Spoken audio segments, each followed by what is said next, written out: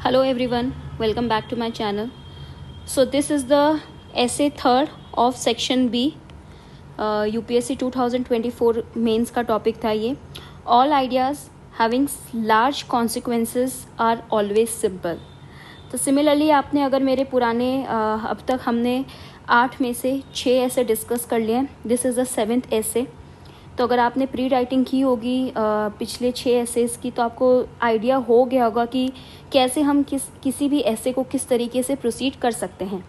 Now सबसे पहले आप इसमें से चाहो तो एनेक्डोट से स्टार्ट करना होगा आपका, जो कि मैंने आपको फर्स्ट आप मेरा वीडियो देख लीजिए ऐसे का, जिसके अंदर मैंने आपको एक्सप्लेन किया है.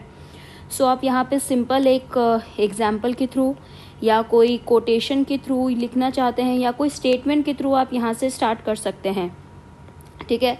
यहाँ पे मुझे एक सबसे अच्छा एग्जाम्पल जो मेरे को लगता है वो मुझे ये लगा था, जो आइंस्टाइन की थ्योरी ऑफ रिलेटिविटी है.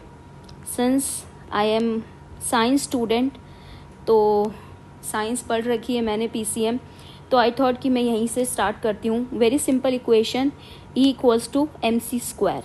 बहुत सिंपल इक्वेशन है, बट एक्चुअली थ्योरी क्या बोलती है, it try to derive the relationship between energy and mass. ठीक है. And this equation actually transform the physics by revealing the interconnectedness of matter and energy. कैसे matter और energy के बीच में इंटरकनेक्टेडनेस होता है. ठीक है. और इसकी एप्लीकेशन हमें देखने को मिलती है लाइक स्पेस में, टाइम कॉन्टेक्स्ट में, यूनिवर्स के अंदर हमें पता चलता है. सो अगर ऐसा देखा जाए तो ये साइंटिफिक थ्योरी काफ़ी सिंपल है, बट इसकी जो एप्लीकेशंस है उसके लार्ज इम्पैक्ट थे, लार्ज कॉन्सिक्वेंसेस है. आज भी इसी थ्योरी को यूज़ किया जाता है. ठीक है. तो आप यहाँ से स्टार्ट कर सकते हो. अगर आप थोड़े से GS पर्सपेक्टिव से स्टार्ट करना चाहते हो, या फिर आप कोई आपका ऑप्शनल अगर हिस्ट्री है, या फिर आप आर्ट्स के स्टूडेंट हो, लेट्स से आप स्टार्ट करना चाहते हो, तो आप महात्मा गांधी के सिंपल कोटेशन से स्टार्ट कर सकते हो. लाइक उनका एक प्रिंसिपल था नॉन वायलेंस. कोई ज़्यादा कॉम्प्लेक्स प्रिंसिपल नहीं था कि ये चाहिए वो चाहिए. सिंपल एक प्रिंसिपल था नॉन वायलेंस, अहिंसा, कि किसी भी कॉन्टेक्स्ट में हम अहिंसा नहीं करेंगे, हत्या नहीं करेंगे. हत्या लाइक फिजिकल वायलेंस भी, मेंटल वायलेंस भी जिसे हम कहते हैं, और इमोशनल वायलेंस भी, किसी प्रकार का वो नहीं करेंगे. तो अगर आप देखो तो उनकी ये थ्योरी जो है वो काफ़ी ज़्यादा रंग लेके आई. NCM, CDM, देन आपका क्विट इंडिया मूवमेंट, ये तो लिख ही सकते हो कि इंडिपेंडेंस मिली. साथ में आप ये देख सकते हो कि किस तरीके से गांधी जी के प्रिंसिपल को हमने यूज किया अपने पंचशील के अंदर, हमारी नाम पॉलिसी के अंदर. इनफैक्ट आज तक हम यूज़ करते हैं that we avoid violence. Right. तो आप यहाँ से भी इसकी थ्योरी जो है वो स्टार्ट कर सकते हो. ये टॉपिक जो है वो काफ़ी ज़्यादा सिंपल टॉपिक था. ठीक है. लेकिन आप इसमें आपको ज़्यादा से ज़्यादा एग्जांपल्स देने पड़ेंगे. ठीक है. तो आप एग्जांपल्स दे दो. सबसे पहले आप ये भी बता सकते हो कि what exactly simplicity means. Simplicity का मतलब ये भी नहीं है कि ये डेप्थ को नहीं पहचानता है. ठीक है. It does not undermine the depth. Instead, is try to speak to the elegance of how simple thought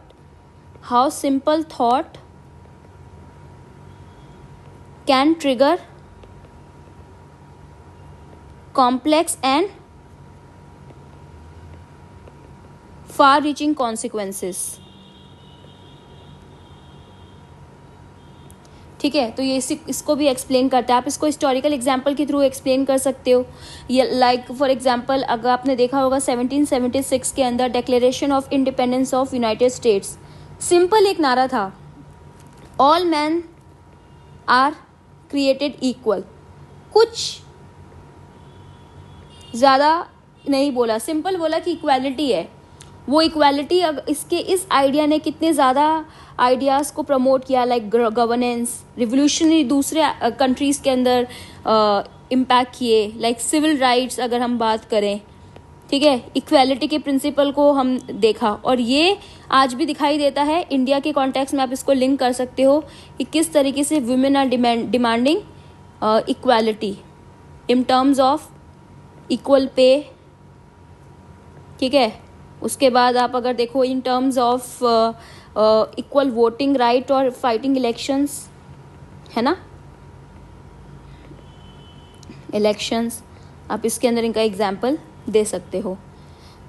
ठीक है, उसके बाद आप चाहो तो एक दूसरा एग्जाम्पल एक ले सकते हो, न्यूटन की theory of gravitivity, law of gravitivity, law of gravity का एग्जाम्पल दे दो। सिंपल बोला था, every object every objects attract others object, attracts other object, तो इसका एग्जाम्पल ले सकते हो। ठीक है, इसके बाद आप ये देख सकते हो कि किस तरीके से उन्होंने ग्रेविटेशनल को एक्सप्लेन किया, और आज भी ये डेवलपमेंट जो है it use in astronomy and space exploration. ठीक है, उसके बाद आप अगर देखो डार्विन की थ्योरी का दे सकते हो। ठीक है, अंडरस्टैंडिंग ऑफ द अर्थ, किस तरीके से नेचुरल सिलेक्शन जो बोला गया है, बायोलॉजिकल साइंस में भी आज इसको यूज़ किया जाता है। देन आप सिंपल एनलाइटनमेंट की थ्योरी को भी यूज़ कर सकते हो, जिसमें क्या बोला, सिर्फ बोला ह्यूमन कॉन्शियसनेस, कि भैया आपका दिल क्या कहता है, एम्पैथी लेके आओ। इस आइडिया ने कितना ज़्यादा ट्रांसफॉर्म कर दिया। सबसे पहले तो स्टार्ट की ज्योग्राफिकल डिस्कवरीज। ठीक है, उसके बाद स्टार्ट किया इन्होंने साइंटिफिक एक्सप्लोरेशन। ठीक है, और उसके बाद क्या किया, इंडस्ट्रियल रिवोल्यूशन, सिंपल। उसके बाद कॉलोनियलिज्म शुरू हुआ। तो आप ये देख सकते हो कि कुछ कुछ आइडियाज़ के इस तरीके के इम्पैक्ट भी हैं। तो यहाँ पे आप लिंक कर सकते हो पॉजिटिव इम्पैक्ट से भी और नेगेटिव इम्पैक्ट से भी। ठीक है, इसको आप लिंक कर सकते हो। सिंपल आप इसको फेमिनिस्ट मूवमेंट से भी लिंक कर सकते हो, लाइक इक्वल राइट्स। आप चाहो तो इसको यहाँ पे मेंशन कर दीजिए। ठीक है, आप टेक्नोलॉजिकल इनोवेशन का देखो। आज हम जो टेक्नोलॉजी इनोवेशन देखते हैं, सिंपल एआई अगर हम देखते हैं, या फिर आप देखते हैं इंटरनेट, सिर्फ एक बज़वर्ड है इंटरनेट, सिंपल वर्ड है, सिंपल आइडिया, लेकिन देखो हर कॉन्टेक्स्ट में ट्रांसफॉर्म कर रहा है इन टर्म्स ऑफ कम्युनिकेशन। ठीक है, इन टर्म्स ऑफ एजुकेशन। ठीक है, in term of entertainment, in terms of employment, है ना, इन terms of trade. Social media, internet किस तरीके से हमें कनेक्टेड है। ठीक है, जैसे स्टीव जॉब का विजन था एप्पल, यूज़र फ्रेंडली टेक्नोलॉजी बनानी है, यूज़र फ्रेंडली।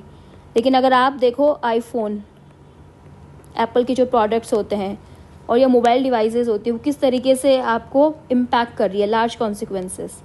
ठीक है, लेकिन आप चाहो तो यहाँ पे सिमिलरली मैंने बोला कि आप डेंजर्स भी देख सकते हो इन आइडियाज़ के, इन आइडियाज़ का डेंजर्स क्या क्या है। ठीक है, साइबर थ्रेट दे सकते हो, ओटीपी जो आपको आता है, स्कैम्स इस तरीके के, वो देख सकते हो। एग्जाम्पल ले सकते हो आप जमतारा सीरीज़ का। उसके बाद आप देख सकते हो माइग्रेशन, है ना, सिंपल क्लाइमेट रिफ्यूजी,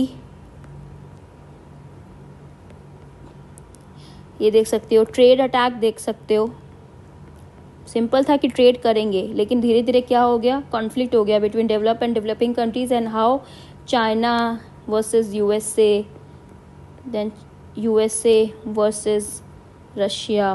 तो ये एग्जांपल भी आप यहाँ पे दे सकते हो। ठीक है, तो बेसिकली अगर हम देखें, जैसे कि अगर आप ये देखो सिंपल सा, आसियान, एशियन कंट्रीज़ जो है वो अपने बीच में कोऑपरेशन करेंगे, सिंपल आइडियाज़ था, but it will actually building mutual respect for each other. Sagar, है ना, इसका भी आप एग्जांपल ले सकते हो। बट अनदर चैलेंजेस क्या थे इसके, पायरेसी, ठीक है, वाटर वॉर्स, चैलेंजेस देख सकते हो। कंक्लूड के अंदर आप कोई भी आप लिख सकते हो। कंक्लूजन के अंदर आप लियोनार्डो विंची का जो लास्ट ईयर एक एस्से का एग्जाम आया था, simplicity is the ultimate sophistication,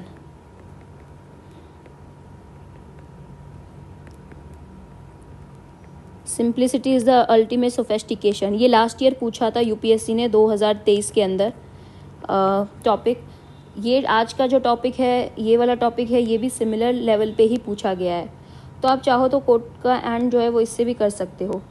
तो अगर आप देखो तो काफ़ी सिमिलर पैटर्न था लास्ट ईयर का पूछने का. All ideas having large consequences are always simple, and यहाँ पे भी simplicity is the ultimate sophistication. तो काफ़ी मिलता जुलता टॉपिक है. अगर आपने ये अटेम्प्ट किया होगा लास्ट ईयर ऐसे, या इसका प्री राइटिंग भी की होगी, तो आई थिंक इस ऐसे को भी मोर ओवर सेम आप तरीके से लिख सकते हो. तो आई थिंक अब आपको समझ आ रहा होगा कि किस तरीके से हमें ऐसे को जो है वो प्रोसीड करना है, कैसे हम इनकी प्री राइटिंग कर सकते हैं. आई एम श्योर आप लोग में से काफ़ी स्टूडेंट्स नहीं लिख रहे होंगे कि अभी ज़रूरत नहीं है, बट आई थिंक मैंने ऑलरेडी पहले बोला था कि October to this January is the best time to prepare for mains, है ना, क्योंकि इस बार मेंस 2025 में काफ़ी कम टाइम्स है प्रीलिम्स और मेंस के बीच में. तो आई होप कि अभी आप मेंस की प्रैक्टिस ज़्यादा करो, आंसर राइटिंग ज़्यादा करो. ऐसे का प्री राइटिंग ज़रूर लिख के देखो अगर आप ऐसे नहीं लिख पा रहे हो तो भी. That's it for today. अगर आपके पास और कोई सजेशंस है, you can mention in the comment section.